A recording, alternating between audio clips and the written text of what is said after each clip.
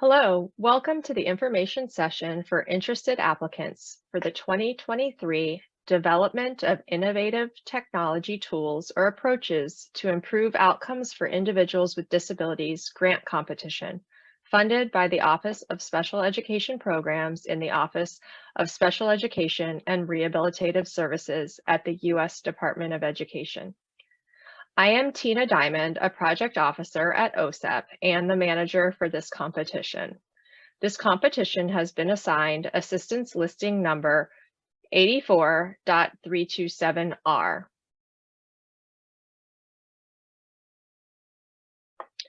I'd like to go over some caveats before diving into this presentation.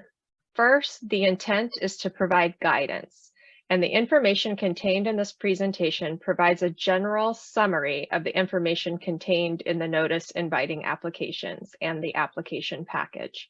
Therefore, it's imperative that all prospective applicants read the entire notice, application package, and any additional relevant information, such as the newly updated Common Instructions for Applicants published on December 7th, 2022.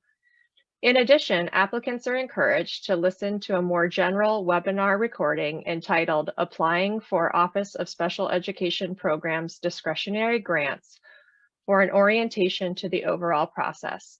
The webinar can be found at osepideas.work.org, the same location that houses the link to this recording. Today, I will cover the following areas. First, the purpose of the OSEP technology program. Next, the absolute priority and the purpose of the priority. I'll also cover key terms, application requirements, additional and general requirements, award information and eligible applicants, and finally, the selection criteria. First, the purpose of the OSEP technology program is to improve results for children with disabilities by promoting the development, demonstration, and use of technology, supporting educational activities designed to be of educational value in the classroom, providing support for captioning and video description that is appropriate for use in the classroom, and providing accessible educational materials to children with disabilities in a timely manner. You will notice that this notice inviting applications includes two absolute priorities. Absolute priority 1, supporting technology-based approaches to transition experiences for secondary students with sensory disabilities, and absolute priority 2, field-initiated projects to develop innovative technology for individuals with disabilities. This recording will focus on absolute priority 1. The department intends to fund at least one project under each absolute priority. The department will consider only applications that meet either absolute priority 1 or absolute priority 2. If an application does not respond to one of the priorities, it will not be considered for funding. Applicants may apply under both absolute priorities, but must submit separate applications. Applicants must clearly identify in their application if the proposed project addresses absolute priority 1 or absolute priority 2.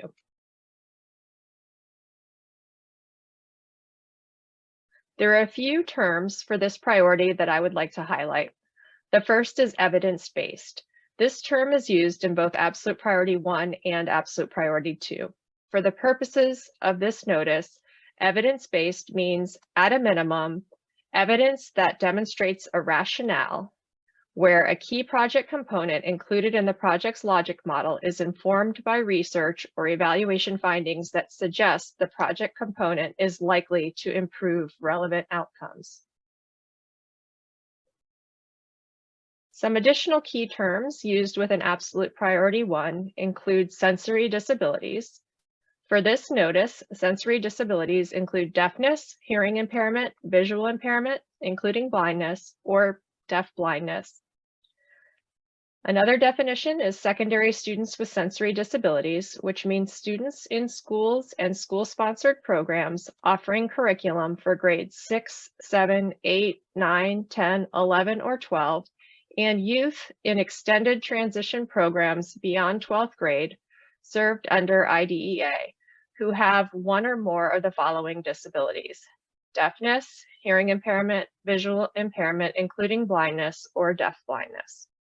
And finally, rural and remote areas are school districts and service delivery areas within one of the U.S. territories, freely associated states, or outlying areas, or within a reservation, or which are school districts whose locale type is classified as a rural according to the 2019 or 2020 data from the National Center for Education Statistics locale classifications. Please review these definitions to ensure you understand the use of these terms for this notice. Also be aware of the application timelines. This notice was published in the Federal Register on February 13th, 2023. All applications are due on or before April 14th at 11:59 and 59 seconds Eastern Time. We highly advise that you not wait until the last date to submit your application to avoid any possible technical difficulties on either end. For fiscal year 2023, we plan to support two absolute priorities. The first is the focus of this presentation: supporting technology-based approaches to transition experiences for secondary students with sensory disabilities.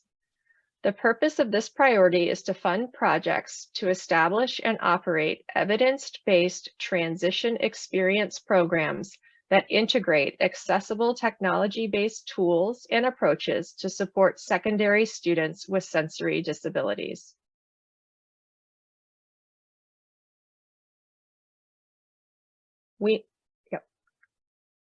We know that transition planning that includes the use of technology-based approaches can overcome limitations by creating accessible opportunities for students with sensory disabilities to receive mentoring and pre-employment and pre-college experiences, and to engage in vocational training programs beyond a student's community and still be supported by qualified teachers who employ accommodations, specialized instruction, and other services available under the Individuals with Disabilities Education Act and the Rehabilitation Act of 1973, as amended by the Workforce Innovation and Opportunity Act. Technology can be leveraged to extend the range of college and career opportunities open to students with sensory disabilities by providing the platform for these students to engage in virtual mentoring, virtual pre-employment and pre-college experiences, and virtual vocational training. These virtual transition experiences can decrease the reliance on in-person, community-based opportunities, remove transportation barriers experienced by students with sensory disabilities who are unable to drive or who lack access to public transportation, and open a range of innovative virtual experiences individualized to that student's career or college interests. Projects funded under this priority will incorporate innovative approaches for delivering technology-based transition services, including instruction, mentoring, pre-employment transition services, and the continuum of work-based learning opportunities from career exposure to career experience for secondary students with sensory disabilities. For this priority, the purpose is to fund projects to establish and operate evidence-based transition experience programs that integrate accessible technology-based tools and approaches to support secondary students with sensory disabilities. Therefore, applicants must demonstrate how they will establish and operate projects that achieve, at a minimum, the 6 expected outcomes presented on this and the following 2 slides. First, Increased accessibility and participation for secondary students with sensory disabilities in pre-vocational experiences and early college experiences, especially in rural and remote areas. Next, increased capacity of schools and state vocational rehabilitation agencies to provide transition services for secondary students with sensory disabilities. Third, increased collaboration among families, schools, employers, vocational rehabilitation agencies, and community colleges and universities to support successful implementation of transition goals and objectives for secondary students with disabilities. Fourth, increased inclusion of students in grades 6 through 9 with sensory disabilities in accessible, impactful early career awareness and job skill building experiences. Fifth, increased acquisition of college and career-related self-determination, social and emotional, and assistive technology competencies by secondary students with sensory disabilities. And sixth, increased numbers of secondary students with sensory disabilities earning college credits or completing vocational training courses while still in high school. In this section, I'll cover the application requirements for the significant section of the narrative. To be considered for funding under this priority, applicants must meet the application requirements under significance, which are: demonstrate knowledge of current educational and policy issues and national initiatives relating to post-secondary transition for students with sensory disabilities, including issues relevant to transition for secondary students in rural and remote areas. 2, demonstrate knowledge of existing and emerging evidence-based practices in technology-based approaches to transition for secondary students with disabilities, including practices to promote college and career-related self-determination, social and emotional, and assistive technology competencies.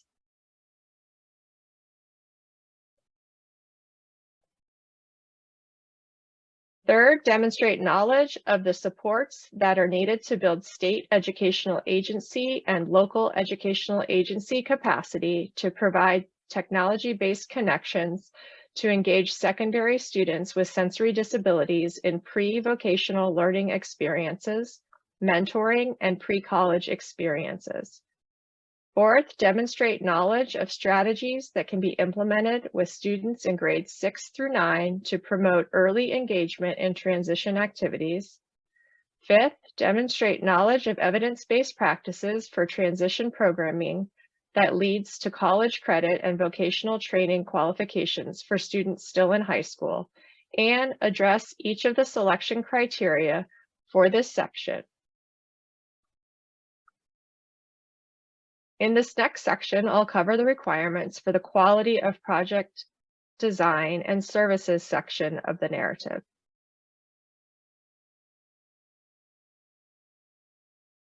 In the quality of project design and services section, applicants will demonstrate how the proposed project will ensure equal access and treatment for members of groups that have traditionally been underrepresented based on race, color, national origin, gender, age, or disability.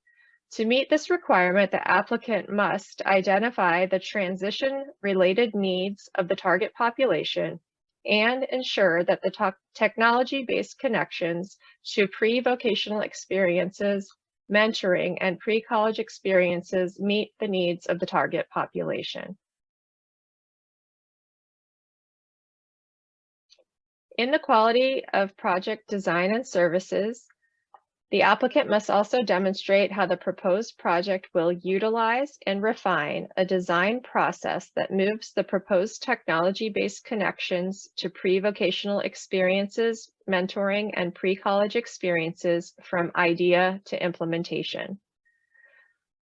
Applicants must also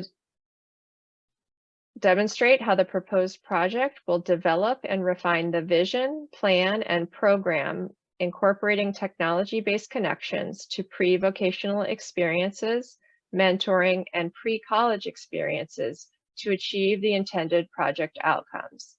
To meet this requirement, the applicant must provide measurable intended project outcomes, and in Appendix A, they must include the logic model by which the proposed project will achieve its intended outcomes that depicts, at a minimum, the goals, activities, outputs, and intended outcomes of the proposed project. The notice inviting application provides links to websites that provide more information on logic models and the development of conceptual frameworks. Additionally, the logic model should include criteria and strategies for selecting and recruiting implementation sites. Applicants are encouraged to choose sites from a variety of settings, such as urban, tribal, rural, suburban, and populations. For example, communities with high concentrations of students receiving free or reduced lunch, recognizing that due to the low incidence of sensory disabilities, a site may need to incorporate multiple school campuses, local educational agencies, or regions within one state or across multiple states. Each project must include at least 3 sites, with at least one of the 3 sites having at least 50% of students living in rural or remote settings. Final site selection will be determined in consultation with the OSEP project officer.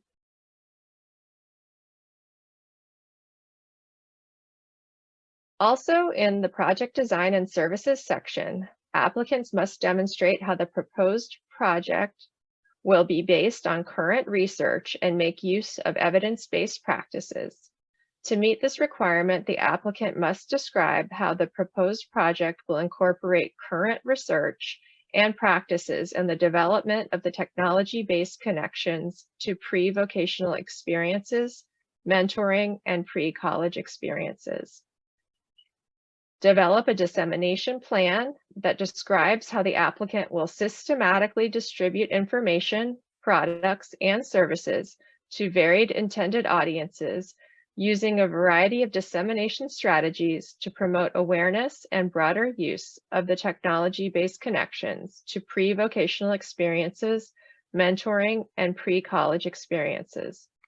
This dissemination plan must include strategies for the grantee to develop a manual, toolkit, and other resources for disseminating information on the program by the end of the grant period, and strategies for the grantee to assist state and local agencies, schools, and other partners within or across states to scale up the program and its components. And applicants must address each of the selection criteria for project design and services.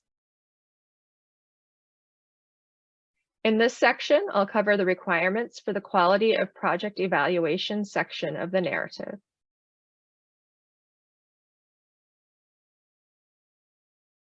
In the narrative section of the application, under the quality of project evaluation, applicants should include an evaluation plan for the project.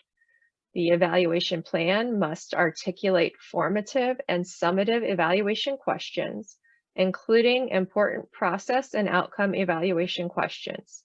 These questions should be related to the project's proposed logic model. The evaluation plan must describe how project outcomes will be measured to answer the evaluation questions, specify the measures and associated instruments or sources for data appropriate to the evaluation questions, include information regarding reliability and validity of measures where appropriate. The evaluation plan must also describe strategies for analyzing data and how data collected as part of the plan will be used to inform and improve the project and to refine the proposed logic model and evaluation plan, including subsequent data collection.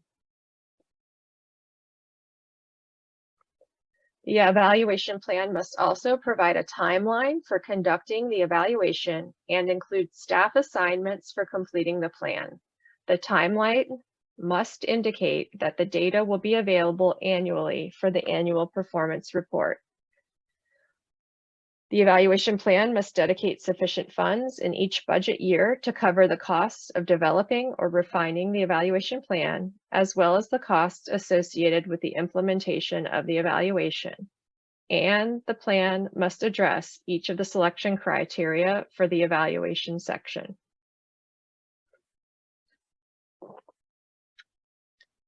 This next section covers the requirements for adequacy of resources and quality of project personnel section of the narrative. The applicant must demonstrate how the proposed project will encourage applications for employment from persons who are members of groups that have traditionally been underrepresented based on race, color, national origin, gender, age, or disability as appropriate. The proposed key project personnel, consultants, and subcontractors have the qualifications and experience to carry out the proposed activities and achieve the project's intended outcomes. This section must also include how the applicant and any key partners have adequate resources to carry out the proposed activity. And the applicant must demonstrate how the proposed costs are reasonable in relation to the anticipated results and benefits. And finally, the proposed project must address each of the selection criteria for the adequacy of resources and quality of project personnel section. This section covers the requirements for the quality of the management plan section of the narrative.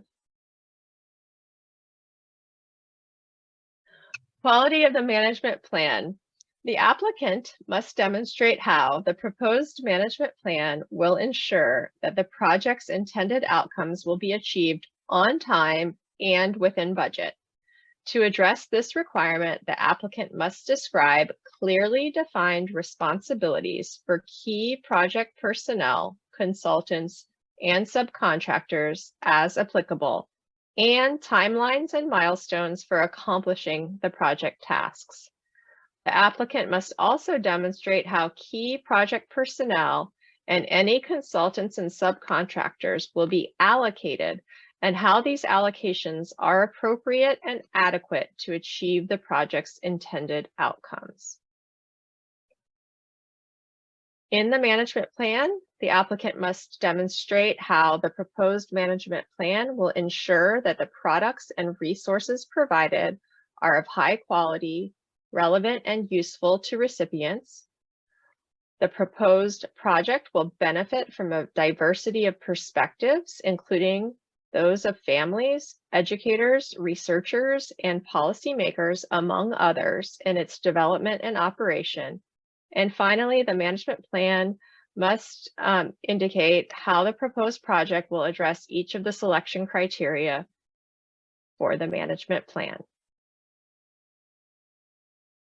Next, I'll cover some additional requirements. These additional requirements are related to both Absolute Priority 1 and Absolute Priority 2. There are some additional application requirements included in the notice. Please ensure that your application will include, in Appendix A, the personnel loading charts and timelines as applicable to illustrate the management plan described in the narrative. In the budget, there must be attendance at a variety of meetings that are listed within the notice. Also, if proposed, applicants must maintain a high-quality website with easy-to-navigate design that meets government or industry-recognized standards for accessibility and includes relevant information about the project's annual progress toward meeting project outcomes. Additionally, applications must include an assurance to assist OSEP with the transfer and dissemination of pertinent resources and products at the end of this award period as appropriate. There are two general requirements that applicants must meet. First, they must make positive efforts to employ and advance in employment qualified individuals with disabilities in project activities.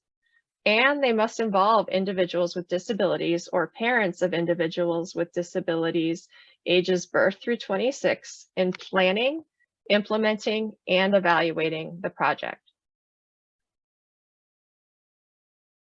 Here are some additional details regarding this award.